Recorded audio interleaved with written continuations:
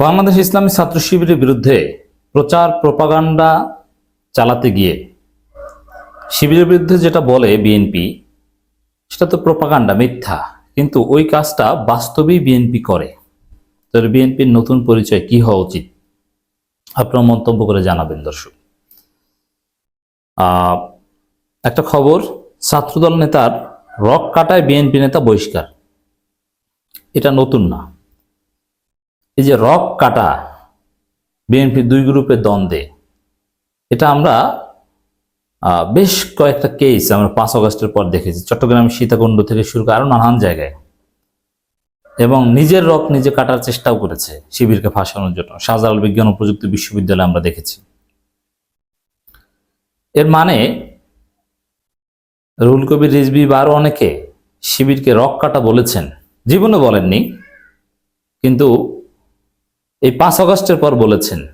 কারণ ভারতের সাথে যে কঠিন চুক্তি হয়েছে, এত কঠিন ভারতের সাথে চুক্তি বিএনপির সাথে অতীতে কখনো হয়নি। অতএব এই ভারতের ন্যারেটিভ তো বলতেই হবে।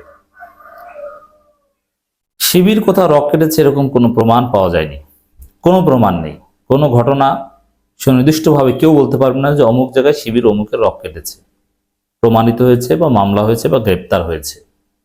কোনো ঘটনা নেই, এগুলো সব প্রপাগান্ডা, এটা রেটরিকের মতো।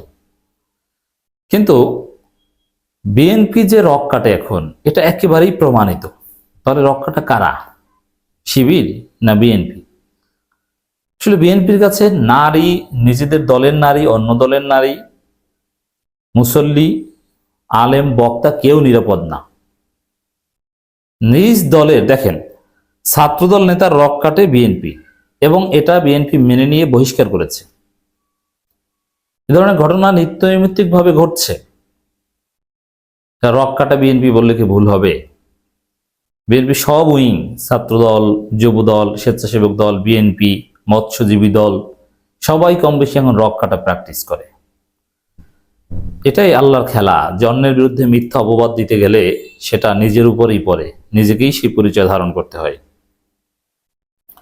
ছাত্রদল নেতাকে কুপিয়ে তার হাত ও পায়ের রক কেটে দেওয়ার অভিযোগে বরিশাল দক্ষিণ জেলার নিয়ামতি ইউনিয়নের যুগ্ম আহ্বায়ক শাহিন ফরাজীকে বহিষ্কার করা হয়েছে। রক কাটা বিএনপি, জামাত শিবিরে দেখাতে পারবেন এরকম একটা ঘটনা যে এরকম তারা ঘটিয়েছে, তারপরে সংগঠন বহিষ্কার করেছে? এরকম কোনো ঘটনাই নেই। এটা পুরোটাই গুজব, আন্দাজে বলে।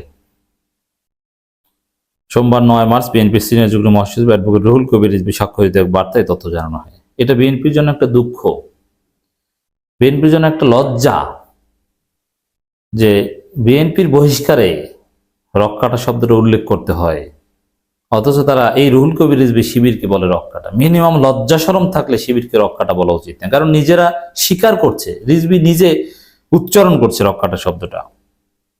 এতে বলা হয়, বরিশাল দক্ষিণ জেলার নিয়ামতি ইউনিয়নের বাকেরগঞ্জ শাহিন ফরাজীর বিরুদ্ধে মোহাম্মদ আসাদুল্লাহ নামের এক ছাত্রদল নেতাকে কুপিয়ে তার হাত ও পায়ের রক কেটে দেওয়ার মতো সহিংস ঘটনার সঙ্গে যুক্ত থাকার গুরুতর অভিযোগ রয়েছে। এর মানে বিএনপি এটা স্বীকার করছে যে এই অভিযোগের বিষয়টা, যে না, অভিযোগটা আমরা গ্রহণ করলাম, আর প্রাথমিক সত্যতা না পেলে তো আর বহিষ্কার করে না, কারণ দর্শানোর নোটিশও নয়, একেবারে বহিষ্কারই করেছে। সুতরাং দলের গঠনতন্ত্রের বিধান মোতাবেক শাহিন ফরাজীকে বাংলাদেশ জাতীয়তাবাদী দল বিএনপির প্রাথমিক সদস্য পদ সহ সব পর্যায়ের পদ থেকে নির্দেশক্রমে বহিষ্কার করা হলো। এই সিদ্ধান্ত অবিলম্বে কার্যকর হবে। মানে বিএনপির কাছে এটা শতভাগ প্রমাণিত হয়েছে বলেই বহিষ্কার করেছে। দর্শক, পাবনার সুজানগরে জামাত নেতাদের উপর হামলা করেছিল বিএনপির পান্ডারা। আমি এরকম কোনো তথ্য পাইনি যে তাদের বহিষ্কার করেছে, কারণ দর্শানোর নোটিশ দিয়েছিল 24 ঘন্টা পরে। কি হয়েছে? করেনি। এটা ইচ্ছা করে বিএনপি বহিষ্কার করবে না, কারণ তাহলে জামাতের কাছে একটা বার্তা যায় যে জামাতের সাথে বেয়াদবি করলে বিএনপি বহিষ্কার হয়, অতএব বিএনপি এটা বহিষ্কার করবে না। তবে হ্যাঁ, তাদেরকে পুলিশ ধরুক, তাতে আপত্তি নেই, কিন্তু বিএনপি জামাতের সাথে বেয়াদবি করলেই বিএনপি বহিষ্কার করে, এই মেসেজটা বিএনপি দিবে না। কিন্তু নিজেরা রক কাটলে তখন বহিষ্কার করবে। যেমন এই রক কাটা ঘটনা যদি কোনো শিবিরের ছেলে রক কাটতো, গলাও কাটতো, তাহলে কিন্তু এর সরাসরি বহিষ্কার করতো না, তাহলে হয়তো কারণ দর্শন নোটিশ দিত। তার নিজেদের মধ্যে ঘটেছে বলে এটা নিয়ে কঠোর হচ্ছে। উল্লেখ্য, শনিবার 8 মার্চ রাত 9টার দিকে উপজেলা নিয়ামতি বাজারের ভিআইপি মিষ্টির দোকানের সামনে রক কেটে দেওয়ার এ ঘটনা ঘটে। আহত মোহাম্মদ আসাদুল্লাহ নিয়ামতি ইউনিয়ন ছাত্রদলের সভাপতি। এ ঘটনায় বিএনপি নেতাদের বিরুদ্ধে অভিযোগ ওঠে। অভিযোগ ওঠা বিএনপি নেতারা হলেন নিয়ামতি ইউনিয়ন বিএনপির আহ্বায়ক সালাম মৃধা ও যুগ্ম আহ্বায়ক শাহিন ফরাজি।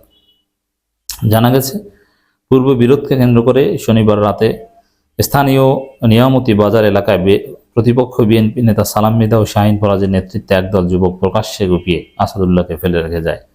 খবর পেয়ে বাকেরগঞ্জ থানার ওসি মোহাম্মদ শফিকুল ইসলামের নেতৃত্বে তাকে উদ্ধার করে হাসপাতাল পাঠায়। স্থানীয় সূত্রে জানায়, নিয়ামতি ইউনিয়ন বিএনপির যুগ্ম আহ্বায়ক শাহিন ফরাজির সঙ্গে ছাত্রদল নেতা আসাদুল্লাহ দীর্ঘদিনের বিরোধ চলে আসছিল। প্রতিপক্ষের মামলায় ছাত্রদল নেতা আসাদুল্লাহ ইতিপূর্বে কারাভোগ করেছেন। গত বছরে 5 আগস্ট সরকার পরিবর্তনের পর স্থানীয়ভাবে আধিপত্য বিস্তার নিয়ে তাদের মধ্যে বিরোধ আরো প্রকট আকার ধারণ করে। প্রত্যক্ষদর্শীরা জানায়, রাত 10টার দিকে আসাদুল্লাহ বাজারে অবস্থান করেছিল। এমন সময় নিয়ামতি ইউনিয়ন বিএনপির আহ্বায়ক সালাম মৃধা ও যুগ্ম আহ্বায়ক শাহিন ফরাজের নেতৃত্বে একদল যুবক এসে কিছু বুঝে ওঠার আগেই ধারালো অস্ত্র দিয়ে লোপাতাড়ি কোপায়। আত্মরক্ষা করতে গেলে তাকে রাস্তার উপর ফেলেও কোপানো হয়। এক পর্যায়ে তিনি লুটিয়ে পড়েন। হামলাকারীরা চলে যায়। এই পুরো ঘটনাটি বাজারে উপস্থিত অসংখ্য মানুষ প্রত্যক্ষ করলো। ভয়ে তাকে উদ্ধার করতে কেউ সামনে আসেনি। দেখেন, এটা যদি গোপনে বাজারে না হয়ে কোনো ঝোপঝাড়ে হতো, মাস্ক পরে করতো, তাহলে নিশ্চিত এই রুহুল কবির রিজভীর প্রচারণা চালাতো এটা শিবির করেছে। কিন্তু যেহেতু প্রকাশ্যে দিবালোকে হয়েছে, এখন তার এটা বলা যায় না। ছাত্রদল নেতা স্বজন জানা সন্ত্রাসীদের লোপাতাড়ি কোপে আসাদুল্লাহ হাত এবং পায়ের রক কেটে গেছে। এরা উদ্দেশ্যমূলকভাবে রক কেটেছে, হয়তো যে শিবিরের উপর চালিয়ে দেওয়া যায় কিনা এরকম একটা পরিকল্পনা থেকে থাকতে পারতো, কিন্তু প্রকাশ্যে হওয়ার কারণে বা তাদের পূর্ব বিরোধ থাকার কারণে বা ওই এলাকায় যেমন শিবির অত প্রভাব নেই, এরকম হওয়ার কারণে এটা সম্ভব হয়নি।